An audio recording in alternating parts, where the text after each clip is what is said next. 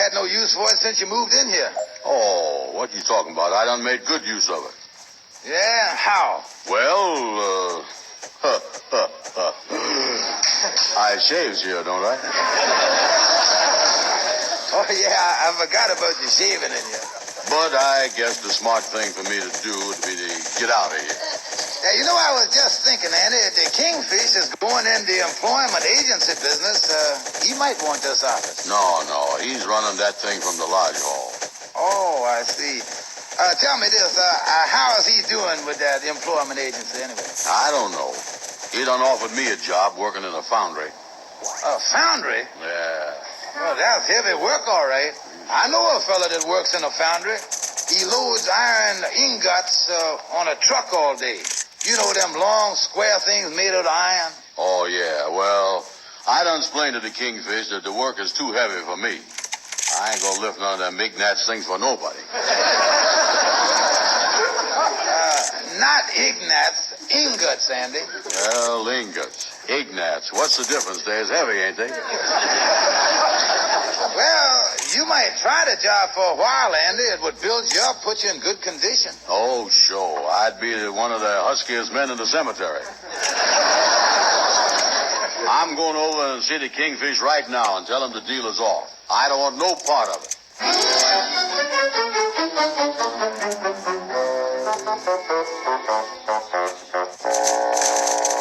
in, Brother Andy, come in. Hello, Kingfish. Look here. I've been thinking the thing over about that foundry job, and I done decided I don't want it. No, Andy, you was passing up a great job. No, I don't want no foundry job.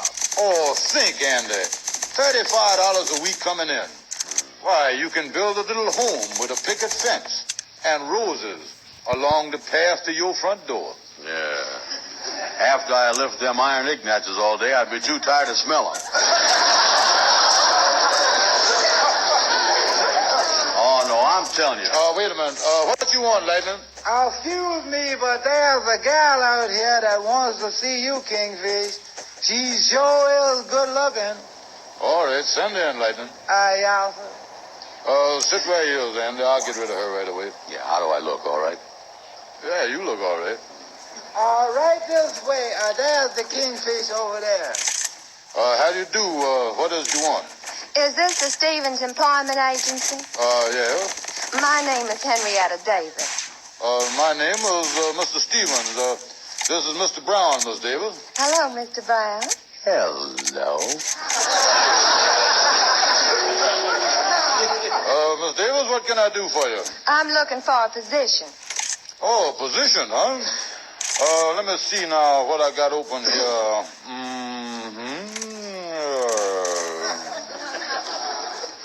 How would you like a job in a foundry? Well, is it secretarial work?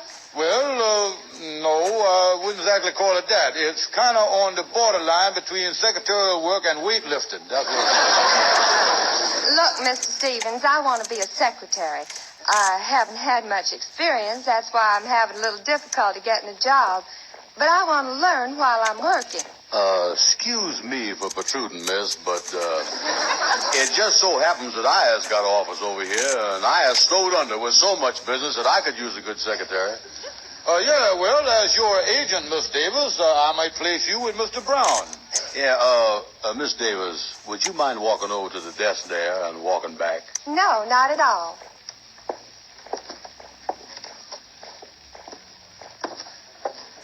Yeah, I need a secretary, all right.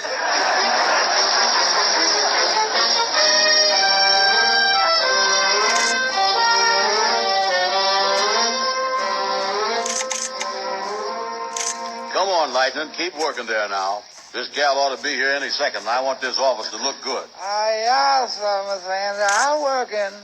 I is doing the best. Tell me, is this the way you want me to do it, Miss Andy? Kind of sprinkle the water on the floor and settle the dust? Yeah, that's right. Hey, not too much now. You're liable to make the place muddy here. If there's anything I hate, it's a muddy office. Miss Andy, here comes the gal now. Oh, yeah. Come in, Miss Davis. I hope I'm on time. Oh, yeah. That's all, office boy. Stop by the bank and get the money for me, as much as you can carry. I'll whiz right over there. Yeah. Sit down on the box right there, Miss Davis. My overstuffed furniture is out being stuffed over. Tell me, where is your main office? The main office? By the way, did anybody ever tell you you was pretty? Oh, Mr. Brown, I don't know how to answer that. Tell me this, honey. How much do you want a week for this job? Well, I feel that I can't work for less than $30 a week. $30, huh? Tell me this. How is you on the typewriter? Well, I'm not very fast, but I hope to learn. Do you dance? Yes, sir. I'm a good dancer. So much for the typewriting. How about shorthand? Well, Mr. Brown, I never finished my course in shorthand, so for the first few months, I'll take everything in longhand. Longhand? Yes, sir. Could you go out to supper with me this evening? Oh, yes, I'd be glad to. Okay for the longhand.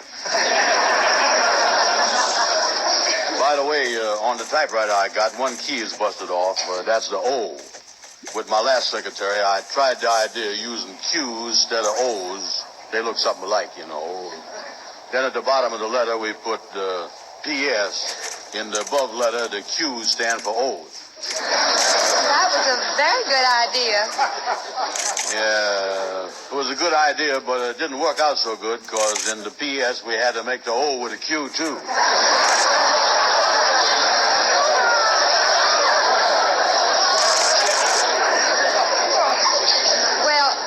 I wonder how we're going to get around that.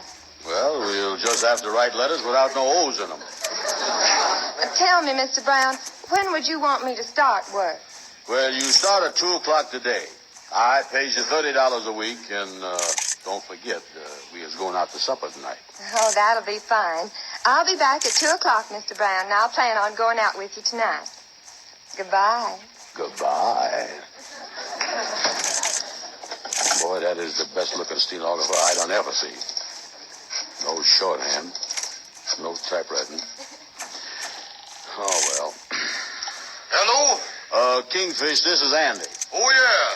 I'm coming over to see you, Kingfish.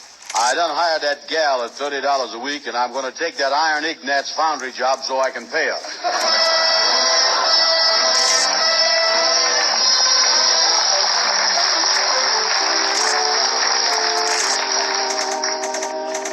Now, you understand, Anna, this is a great break for you getting this foundry job. And, by the way, it's a night job. Oh, a night job, huh? Yeah, you go to work at 8 o'clock at night and you work till 8 in the morning. It's what is known as the double graveyard.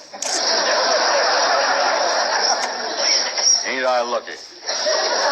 And like I told you, the thing pays $35 a week. Now, what I'm going to do, Andy, I'm signing a watertight contract with the girl, guaranteeing her that I'll furnish her 8 weeks' employment at $30 a week. Yeah, well, now, what about me? Well, me and you got a separate contract. You guarantees to work at the foundry for 8 weeks and to employ the girl for 8 weeks as your secretary. And you gives me $3.50 a week commission. Wait a minute here. I give 35, I pays the girl 30, and I pays you $3.50. That don't leave me much left over, do it? How about your secretary? Oh, yeah. I forgot about her.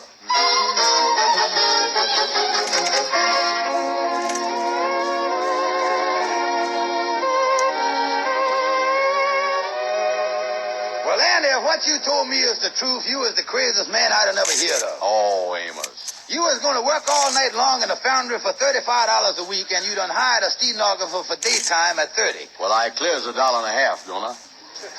Oh, Andy, you was out of your head. When do all this mess start? Well, I'm waiting for the gal now. She due here at 2 o'clock, and I starts to work at the foundry tonight at 8. Oh, this is going to be some business. Some business? You don't even know what business you're going into. Who don't? All right, what business is you going into? Well, something that ain't got no O's in it. I know that. Who is this coming across the street? Oh, yeah, that's her. Here come Henrietta now. Boy, she sure is dressed up, ain't she? Come in, Henrietta. This is Amos Jones. This is Henrietta Davis, Amos. Glad to meet you. How do you do, Mr. Jones? Yeah, well, I'll leave y'all. Glad to meet you. See you again, Andy. So long. Yeah, so long.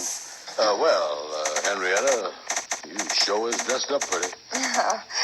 By the way, what are we going to do tonight, Mr. Brown? Oh, yeah, well, about going out this evening, it just so happens that your evening will be over about 7 o'clock. I never keeps my secretaries out later than that. Well, 7 o'clock, that's not a very long evening. I guess there wasn't much point in me getting all dressed up. Oh, well, we could get off to a good start by 7, and then I might be able to meet you again about 8 o'clock in the morning and carry on from there. Well, maybe we better get down to work, Mr. Brown. Yeah, that's right. Pretty busy around here. Get your longhand book ready. I'll make a phone call while you're getting it. You know, honey, being a big businessman, I got to do a lot of things every day. I'll be ready when you're through phoning. Yeah, well, I am so busy that I always got to do 2 things at once. Take a letter to Henry Van Porter. Dear Henry, put me down for a $10,000 policy. Yours very truly, Andrew H. Brown. Hello? Brown speaking. Who is this, Andy? Tell my bankers to buy $10,000 worth of bonds for me. Tell who what? Goodbye. Take a letter to Henry Van Porter. Please take out a $10,000 policy for me. You just ordered one. Yeah, well, I buy 2 or 3 of them a day. Now, if my lawyer calls me, tell him I is out, if I is. Well, tell him whatever the deal was, it's all right with me, that I'll go in up to 100,000. Oh, gee, you're pretty. Henrietta, I love you.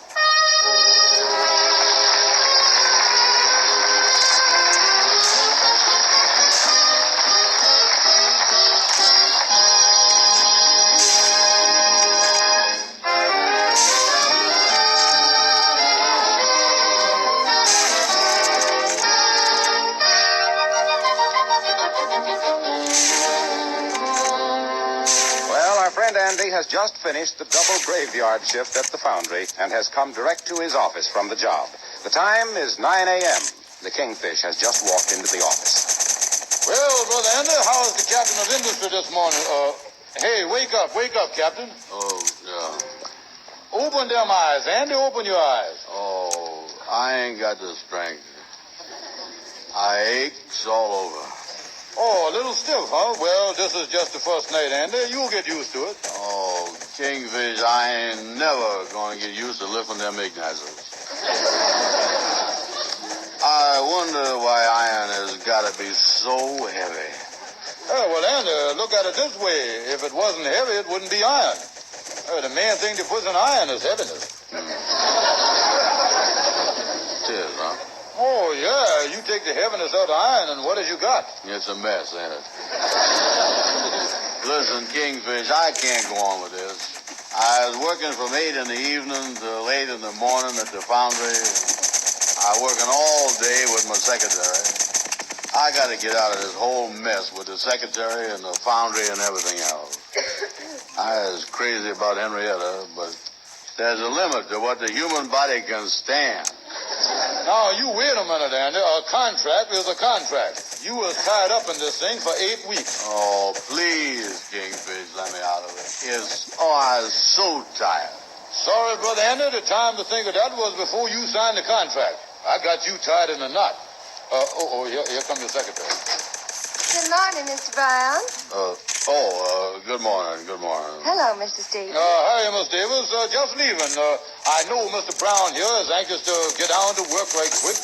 Well, so long, folks, so long. Goodbye. So long. Oh, it's a beautiful morning, isn't it, Mr. Brown? That is the truth. I ain't been able to see it yet. Did your mama object to me taking you out last night? Oh, no. I got home before Mother had finished her afternoon shopping. Well, I guess we better get down to work. You said we were going to have a busy day today. Yeah. Where is we? You said you want to do some more dictating. Oh, yeah. Take a letter to Henry Van Porter. Tell him to get me a couple more of those policies. Mr. Henry Van Poter, dear Henry,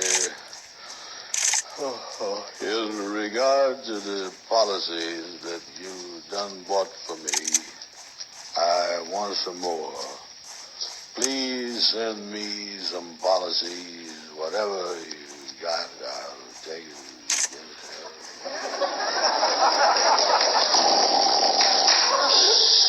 Mr. Bryan, is anything wrong? I just concentrating here. Take a letter to Henry Van Poter. I ain't read him in a long time. Dear Henry, I find myself in a... what's the use? Look, honey, I can't keep this up no longer. I got something I got to confess to you. Yes, Mr. Bryan? I was working nights so I can pay you a salary. What do you mean?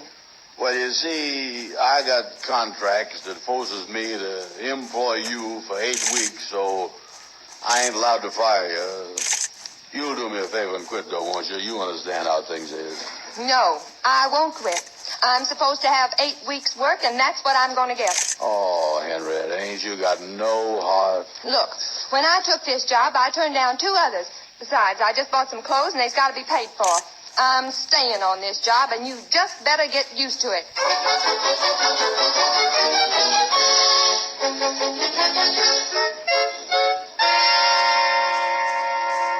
Hello, Gabby. Oh, come in, Andy. Come in. Glad to see you. Glad to see you. Yeah, Gabby, as my lawyer, you done found out any way I can get out of that contract with the Kingfish from a legal standpoint? I've done looked over the contract from top to bottom, top to bottom. There's one loophole in the agreement. I find one important phrase is missing, one phrase missing. It does not say being of sound mind and body. Yeah, don't say that, huh? I'm going to give you some good advice right now. I done looked up the law, the latest law on non-compass matters. All you got to do is just one thing. All you got to do is just prove that you was not of sound mind when you signed the contract. And Andy, with you, that shouldn't present no problem. Yeah, and what'll that do? Well, that'll make the contract null and void. Oh, yeah, if I ain't got a sound mind when I signed the thing, it's no good, huh? That's right. Yeah, well, I'll take care of that, all right. Listen, you go over and see the Kingfish and tell him that the contract is null and void on that basis. That I was not of sound mind when I signed the contract. My mind was just as bad off then as it is now. Well, that's right, Andy. You're in bad shape. You're really in bad shape. I'll go over and see the Kingfish right now. I'll run right over there. Ain't no 2 ways about it, Andy. The quickest way, surest way, the quickest and surest, the easiest way out of the contract is just to prove, you got to prove that you is non-compass and not very measures.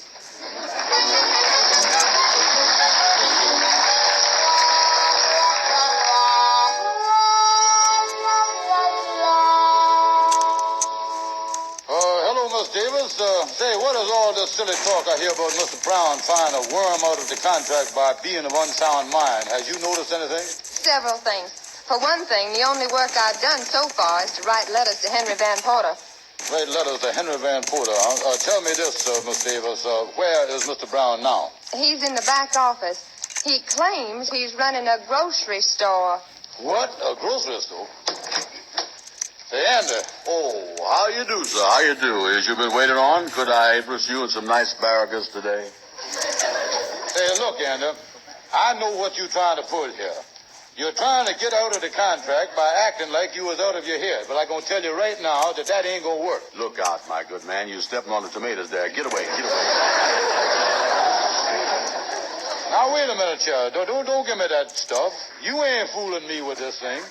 Now, I'm going to tell you something. I has done been to a lawyer myself. I went to a lawyer, too. And I done found out that it's up to you to prove that you ain't of sound mind. Now, I tell you what I'm going to do. I is going to take you down to what they call a psychiatrist right now. And he'll decide whether you is of sound mind or not. Now, come on, get on your hat and coat. With pleasure, my friend, with pleasure. I think I'll carry a sack of these potatoes with me.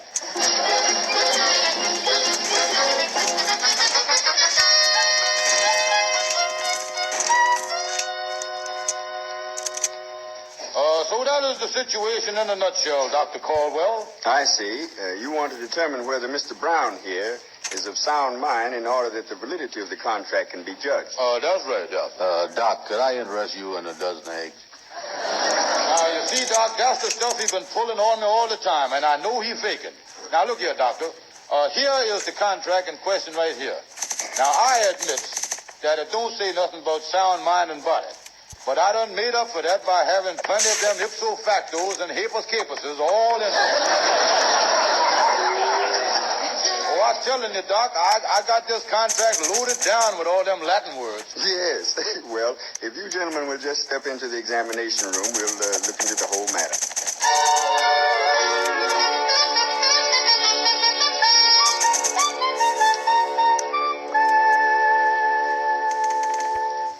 Fellas, this is the craziest thing I done ever heard of. Oh, I tell you, Amos, Andy here is trying to pull a fast one on me. Look, he talking sensible now, ain't he? Yeah, well, I is all better now. But at the time of signing the contract and up till yesterday, I was in bad shape, you know. Yeah, well, what did the doctor say? We went in the examination room with the doctor. We give the doctor the contract and told him the circumstances, and he done made us